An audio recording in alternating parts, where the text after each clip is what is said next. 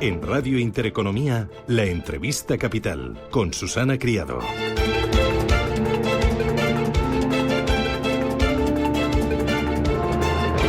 14 minutos de la mañana. Antes de la entrevista capital, una última hora. La economía alemana crece un 0,2% en el primer trimestre de este año, de enero a marzo, un 0,2%. Son datos que están en línea con lo previsto. Es esa última hora, es un dato definitivo del crecimiento del PIB en Alemania en este arranque de ejercicio. Miramos a la economía alemana y miramos a la economía española. Saben que uno de los motores de la economía española es el turismo, por la generación de empleo, por la actividad económica, por la cantidad de turistas que atrae al cabo del año, marcando los máximos. Pues bien, hoy el Gobierno se reúne con las comunidades autónomas para abordar el problema de las viviendas turísticas. Es un encuentro en el que el Ministerio de Vivienda va a proponer limitar los alquileres turísticos en zonas tensionadas. Vamos a intentar ver cuál es la propuesta del Ejecutivo y qué es lo que opina el sector o una de las patas importantes de lo que es el turismo en nuestro país. Me acompaña don Ramón Estalella. Don Ramón, ¿qué tal? Buenos días. Buenos días, Susana. Ramón Estalella es el secretario general de CEAT, que es la Confederación Española de Alojamientos Turísticos, ¿verdad? Bueno, de hoteles y alojamientos turísticos. Hoteles todo y lo que alojamientos llamamos la turísticos. modalidad. Correcto, sí. Hoteles y alojamientos turísticos. ¿A cuántas empresas representan ustedes para un poco que el oyente vea la autoridad con la que estamos hablando? Bueno, nosotros representamos a 16.800 establecimientos, en los cuales están los hoteles, están casas rurales, están los campings, están los balnearios, los apartoteles, los hostales, es decir, todo aquello que se le ha venido a llamar una actividad arreglada turística que necesita una licencia previa para poder operar. Es decir, y en toda España, desde grandes, pequeños, desde las grandísimas cadenas hasta los hoteles de carretera, es decir, todo lo que es el alojamiento arreglado en España. Y el tema de las viviendas turísticas, ¿qué opinión tienen ustedes como asociación? ¿Sería correcto el limitar los alquileres turísticos en esas zonas tensionadas? ¿Qué efecto está teniendo para todo lo que es esta industria del turismo? Bueno, yo creo que hay que poner todo en contexto. Llevamos 8 años diciendo que se iba a crear un boom, que se iba a crear un problema. Para ejercitar la actividad turística de alojamiento en España, de siempre se ha necesitado una licencia. Voy a dar un dato que yo creo que es interesante. En el año 2017 había el mismo número de establecimientos turísticos que los que hay hoy. Es decir, en el año 2017, que no había los problemas de saturación en las zonas, había 17.000 hoteles y hoy hay 17.000 hoteles. Es decir, que no han crecido, es muy difícil abrir un hotel nuevo. Lo que se está haciendo es, pues hay gente que compra hoteles, los reforma, hay algunos pequeños que se cierran, más que más obsoletos, se hacen algunos nuevos, pero realmente no hay crecimiento de la planta hotelera en España por las dificultades que tiene abrir un hotel, ¿no? Al mismo tiempo, gracias a la llegada de las plataformas que unen oferta y demanda, apareció lo que en principio se llamó economía colaborativa, alguien que te abre, la señora María, que abre su casa y lo alquila unos meses, que le viene bien para su renta, a convertirse en una actividad económica, que todos sabemos hoy que es enorme. Los datos de hoy es que hay el mismo número ya de plazas ofertadas en el mercado de viviendas de uso turístico que las que existen de hoteles y todas las modalidades de alojamiento. Es decir, se ha duplicado la oferta en solo 7 años. Llevamos mucho tiempo advirtiendo que esto podía tener graves problemas, podía traer graves problemas, que no solo para el sector turístico, que en algunos sitios ha empezado a estar denostado. Hay manifestaciones en contra de la saturación, etcétera, ¿no? Es que los problemas que están creando no son los problemas turísticos. Es decir, la falta de viviendas que se han transformado, la falta de oferta, pues ha hecho que se hayan encarecido mucho los alquileres, que se hayan subido los precios, los problemas de tráfico, los problemas. Pero claro, eso ha sido debido a una falta de creación de infraestructuras, a que la propia ley de vivienda en España protege tanto al inquilino en contra del propietario, que el propietario decide sacar su vivienda hacia otro lado, pensando que tiene más crecimiento en otras partes.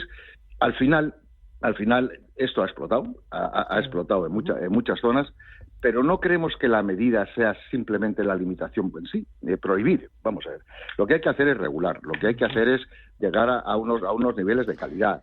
Lo que hay que ver es que no todas las partes de España están en la misma situación. No es lo mismo un pequeño pueblo de Extremadura que tiene que crecer que zonas absolutamente saturadas, donde ya no cabe nada más.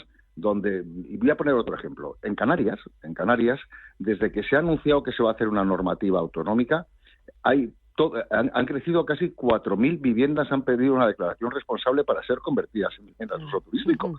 Es decir, que ya ha llegado un momento que se ha producido un efecto que se llama la residencialización de las zonas turísticas o la turistificación de las zonas residenciales. Claro. Lo que ha pasado entonces en estos últimos años ha sido un crecimiento totalmente descontrolado. Ahora estamos viendo pues que la tensión es máxima y que esto se nos ha ido de las manos, y ahora desde CEAT ustedes lo que dicen, no hay que prohibir, pero sí que hay que regular. ¿Hay que regular en qué sentido? ¿Cuáles serían, don Ramón, a su juicio, las 3 medidas clave para regular y para beneficiar a ese pueblo, como dice usted, de Extremadura, y también pues hacer que el desmadre no llegue a tanto como lo que me contaba usted de Canarias? Vamos a ver, hay que hacer 3 cosas y cada administración tiene que hacer sus deberes.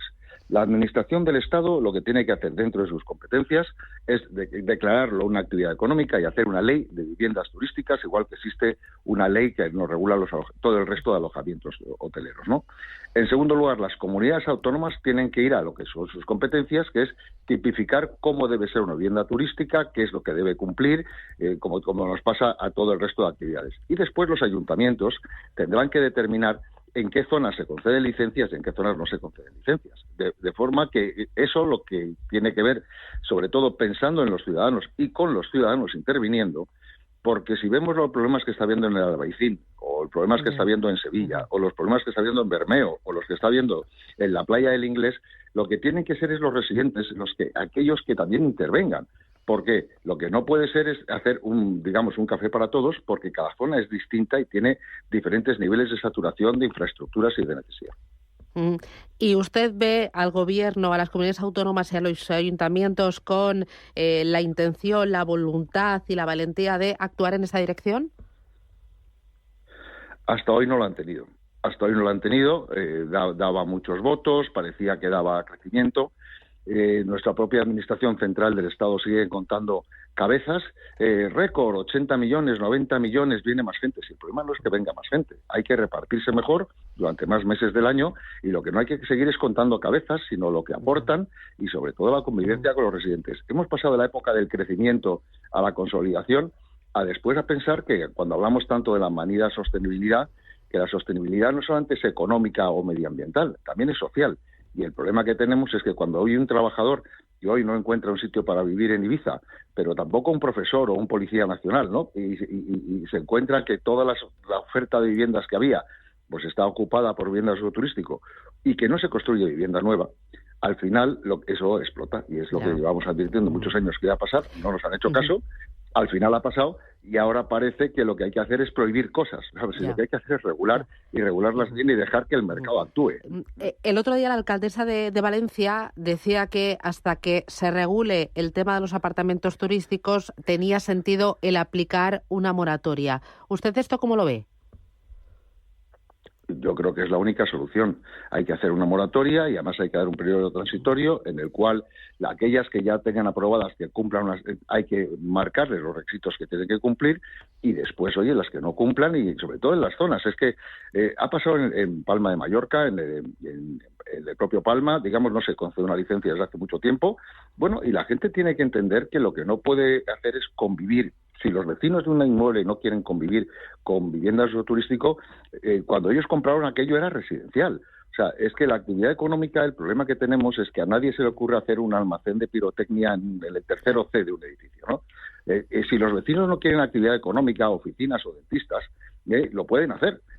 Al final, esto está provocando muchos problemas en muchas zonas, está provocando problemas que hay que entender también otra cosa. En España muchos de los propietarios no son extranjeros de estos pisos, que se han puesto en alquiler.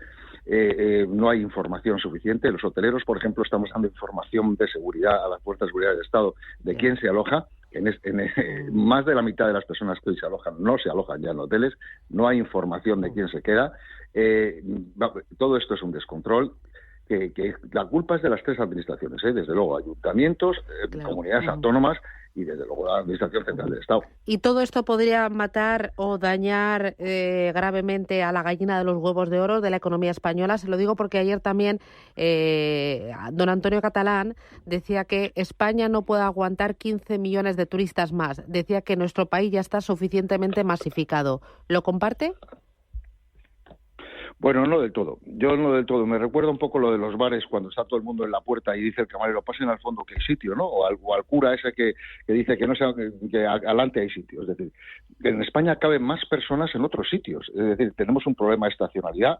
Nos encantaría que esas zonas de España que se cierran 6 meses al año porque no hay turistas se encontraran actividades para hacer esos 6 meses. O sea, los ciclistas alemanes que van a Mallorca, que van de octubre a marzo, esos cabe entre semana en la España, famosa España vaciada, que nosotros llamamos la España vacilada, cabe mucha gente. Hemos visto los éxitos de ciudades, pues posiblemente no cabrán en aquellos lugares muy saturados, y desde luego lo que no caben es en muchas playas españolas el día 15 de agosto. O sea, eso está sobresaturado.